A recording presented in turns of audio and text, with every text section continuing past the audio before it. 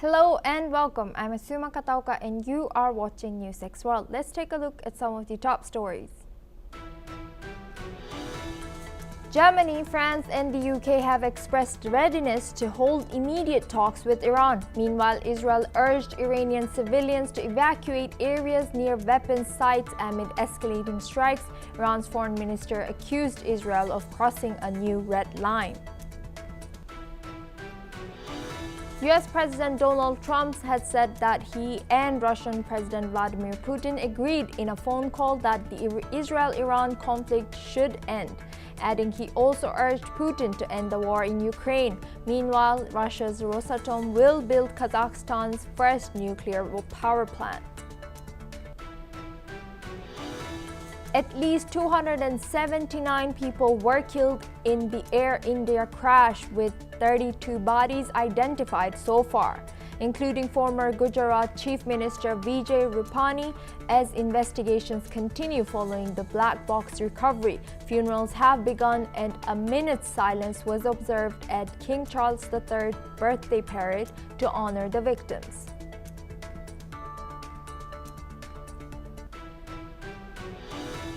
One person was critically injured in a shooting at an anti-Trump protest in Salt Lake City in the U.S. The incident came as Trump marked his 79th birthday with a military parade amid nationwide protests and a Democratic lawmaker's assassination.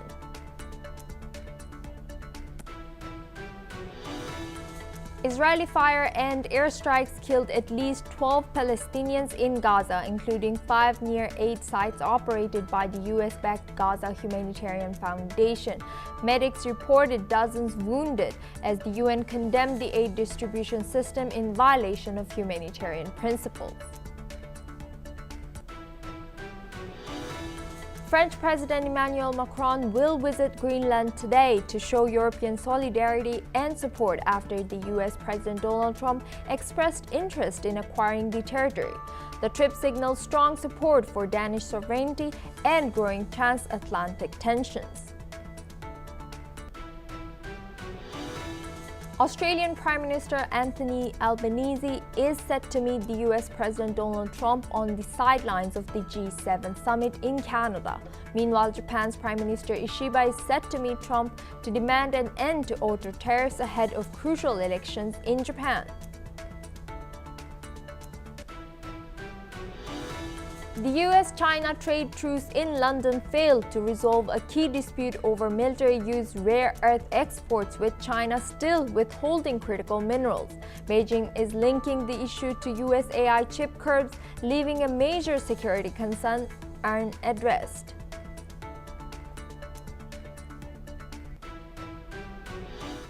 Israeli military spokesperson Avichai Adrai said in a post on social media platform X that the Israeli military has struck a nuclear facility in Iran's Isfahan. This comes as Iranian Foreign Minister Abbas Araghchi strongly condemned Israel's strikes on Iran, accusing Tel Aviv of attempting to derail ongoing nuclear talks with the United States. Speaking to foreign diplomats, Araghchi declared that Iran's retaliatory strikes on Israel would cease only if Israel ends its military offensive against the Islamic Republic of the foreign minister has also accused Israel of seeking to expand to the far beyond Iran after it attacked the South Pars refinery on the shore of the Gulf. Moreover, the Iranian foreign minister claimed that Tehran had evidence to show that US forces supported the intense bombardment campaign Israel launched against Iran this week. Here's what he has said. ما خواهان گسترش جنگ نیستیم مگر اینکه به ما تحمیل بشه. ما خواهان گسترش این جنگ به کشورهای دیگه و یا به منطقه نیستیم مگر اینکه تحمیل بشه. ما اصولا خواهان این جنگ نبودیم. ما مشغول اجرای دیپلماسی در خصوص برنامه هستی خودمون بودیم، ولی این تجاوز به ما تحمیل شد. ما از خودمون دفاع میکنیم، دفاع کاملا مشروع هست، با اقتدار دفاع میکنیم و این دفاع ما در پاسخ به تجاوز هست. لذا اگر تجاوز متوقف بشه طبیعی است که واکنش‌های ما هم متوقف میشه. کشاندن صحنه درگیری به منطقه خلیج فارس یک اشتباه بزرگ راهبردی است که احتمالاً با عمد و با قصد صورت میگیره و هدف اون کشاندن جنگ به فراتر از خاک ایران هست. منطقه خلیج فارس منطقه بسیار حساس و پیچیده‌ای هست و هر گونه تحول نظامی در اون میتونه کل منطقه رو و بلکه کل جهان رو درگیر بکنه. رژیم اسرائیل خواهان هیچ توافقی در موضوع هسته‌ای نیست، خواهان مذاکره نیست، خواهان دیپلماسی نیست و تجاوز به ایران در میانه مذاکرات هسته‌ای نشون دهنده مخالفت رژیم اسرائیل با هر گونه مذاکره‌ای هست. الان هم کاری که انجام شده دقیقاً برای تخریب دیپلماسی، تخریب مذاکره بوده و ما متاسف هستیم که دولت آمریکا هم با این اقدام همراهی کرده. Arakchi has also slammed the United Nations Security Council and accused it of indifference over the Israeli strikes. Meanwhile, he reiterated that Tehran is open to a nuclear deal that would ensure Iran cannot acquire atomic weapons but will not agree to abandon its nuclear rights. This comes after waves of overnight Iranian strikes on Israel killed at least 10 people, including children, according to state emergency services. According to Israeli local media, 6 people have been reported dead, 180 injured, and 7 people are still considered missing after a missile strike on a residential building in Bat Yam. Meanwhile, 4 people have died in the missile strike on the northern city of Tamra. Israeli authorities have said that the country's airspace was closed for a third consecutive day after 2 nights of deadly missile strikes from Iran. Meanwhile, Israeli military spokesman Avichai Adrai has urged Iranian civilians to evacuate residential areas near weapons facilities across the country after waves of Israeli strikes on military targets. Now we have guests joining us for this discussion, Dr. Punsara Amarasinghe Kotalawala. Sorry for the mispronunciation. He's joining us from Defense University, Colombo. Thank you for joining us today. Welcome to NewsX World. Doctor, is Iran right to link Israel's strikes to an attempt to derail nuclear talks with the US?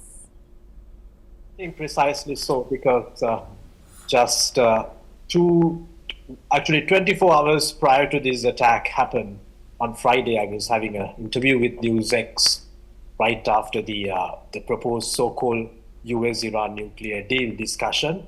I was predicting that Israel is likely to escalate a regional conflict. And also, I rightly pointed out that Iran lacks the strategic or logistical ability to reconfront back, given the fact that the economical vulnerabilities that encompassed Iran. So as I pointed out, within few hours, IDF aptly targeted the nuclear infrastructure facilities and also the defense apparatus of Iran, leaving a huge vacuum in Iranian regime.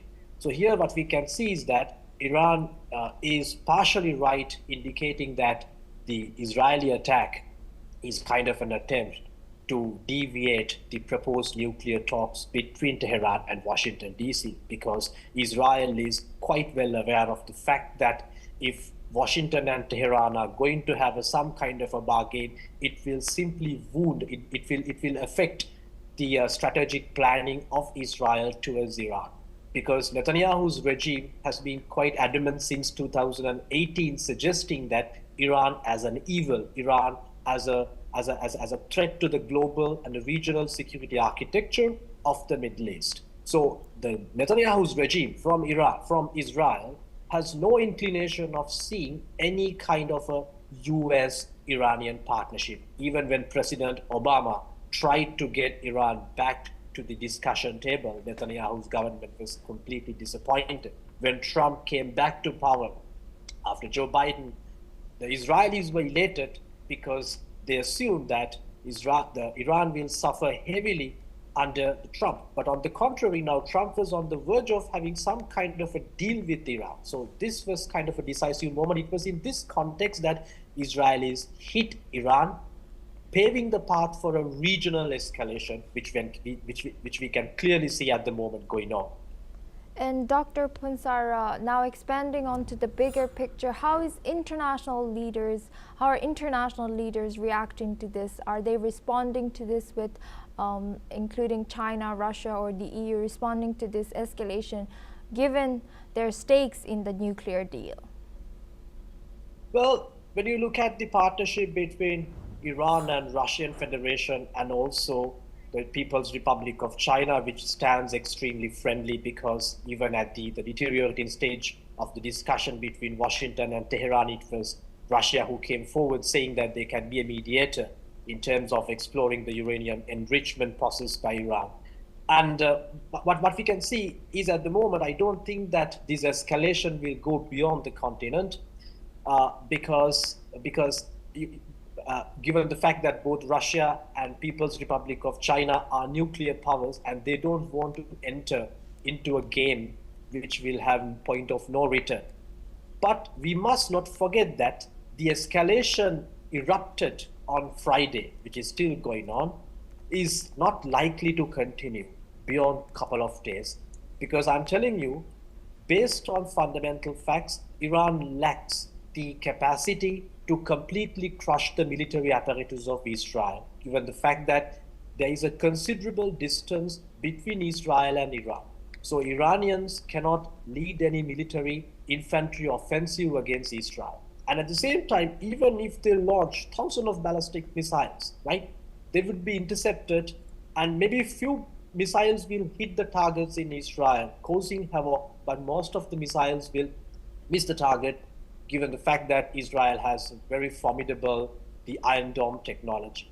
At the same time, Israel has been clearly given the protection by the United States as a formidable ally, because it was right after the escalation, Trump made a statement strongly suggesting that the harsher repercussions will be much more severe if Iran continues the escalation with Israel. So he was implicitly suggesting that escalation should come to a halt. But if you look at the reception from the other global leaders, such as the Russians and the Chinese and the Indians, and even from rest of the global leaders, you don't find much harsher reaction coming, except the German Chancellor has suggested the Saudi Arabian monarch, the prince, to go and have a negotiation with Iranian for some kind of a ceasefire agreement. But beyond that, we don't find any formidable, very, I would say, remarkable reactions coming from the global leaders regarding this current escalation. Thank you, Dr. Punsara, for joining us today and bring your expertise to our conversation. Now we move on to our next story. The 51st G7 summit kicks off today in Kananaskis, Alberta, Canada, marking the 50th anniversary since the first gathering of the world's most advanced economies. Leaders including US President Donald Trump, French President Emmanuel Macron, Italian Prime Minister Giorgia Meloni, and the EU President Ursula von der Leyen are attending. Ukrainian President Zelensky will also be attending this meeting at the invite of the Canadian Prime Minister, Mark Carney. At the forefront of the summit is climate change, global economic stability, digital governance, and the development of coalitions and reliable partnerships to aid long-term security. However, this is a summit that is going to be overshadowed by the current Israel-Iran tensions and the war in Ukraine. Now we stay in North America. President Donald Trump marked his 79th birthday with a massive military parade in Washington, the largest of its kind in the U.S. in over 3 decades. The event featured tanks, aircraft, flyovers, and nearly 7,000 troops marching past the White House in a display Trump described as honoring 250 years of the U.S. Army. While Trump avoided partisan rhetoric in his brief address, he issued a stark warning to foreign adversaries. Let's listen in to what he said. Time and again, America's enemies have learned that if you threaten the American people, our soldiers are coming for you. Your defeat will be certain, your demise will be final, and your downfall will be total and complete. The celebration unfolded amid sharp divisions at home. Tens of thousands joined No Kings protests across the country, denouncing what they called Trump's authoritarian overreach. Let's listen to what the protesters had said. Wasting millions of dollars on a military parade that looks straight out of a dictatorship is completely unnecessary, as we're at the same time gutting critical science funding across this nation. I hope to see more people changing their minds about whatever it is that they think the immigrants are doing. They're giving us this. America is great because of immigrants, and I think it goes to show how many people think that here and around the country, and I hope it changes some minds. Maybe not of, the president may not change his mind. Clashes in Los Angeles prompted police to use tear gas as National Guard troops stood by.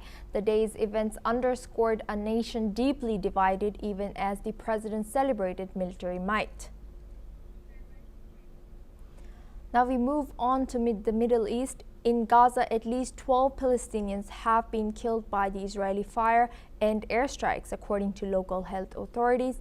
Medics at Al-Auda hospital report that 3 people were killed and dozens injured near the Netzarim corridor as they attempted to approach an aid site run by the US-backed Gaza Humanitarian Foundation. 2 others were killed en route to another GHF site in Rafah. Elsewhere, an Israeli airstrike reportedly killed 7 people in the town of Beit Lahia in northern Gaza. The Israeli military has not yet issued any statement. The GHF began distributing food packages in late May after Israel eased a near 3-month blockade. However, the United Nations has condemned the new aid system, calling it dangerous and in violation of humanitarian principles. Just minutes ago, Ukrainian officials have confirmed that they have received another batch of 1,200 bodies from Russia as a part of the exchange. Meanwhile, Russia's military claims that it has destroyed 2 US-made guided bombs and shot down over 100 Ukrainian drones in the past 24 hours. As fierce fighting continues across the front lines, the most intense clashes were reported in Liman, Pokrovsk, and Novopavlivka, with Ukraine saying it successfully repelled multiple Russian offensives. Meanwhile, President Vladimir Putin told US President Donald Trump in a phone call that Moscow is ready to resume peace talks with Kyiv after June 22nd, once ongoing prisoner and body exchanges are completed. The Kremlin said the leaders discussed the Ukraine conflict during their 5th call since Trump took office, with both expressing interest in resolving the war. Talks remain uncertain as Ukraine has not confirmed participation in the next round of negotiations. Authorities have identified 32 bodies in the Ahmedabad plane crash using DNA testing in India. So far, 14 have been handed over to their families from 7 locations. Gujarat Health Minister confirmed the death of former Chief Minister Vijay Rupani, saying his DNA sample matched. Chief Minister Bhupendra Patel visited his residence to inform the family. Last rites for several victims have begun, including in Vadodara. Rupani's final journey will begin Monday at 9:30 GMT from Ramnath Para Crematorium in Rajkot. Condolences meetings will follow in Rajkot on Tuesday and Gandhi Nagar on Wednesday. To support grieving families, the state government will deploy grief counselors. 230 administrative teams have been formed to coordinate with families. Each family is being assigned a senior officer to avoid delays. The Ahmedabad Municipal Corporation will issue death certificates on the spot. Patwaris will then issue relationship documents to avoid legal issues. All bodies will be escorted to their homes by ambulance and police pilot vehicles. Grief counseling will be mandatory for each affected family. A tragic helicopter crash has claimed 7 lives in Uttarakhand's Rudraprayag district.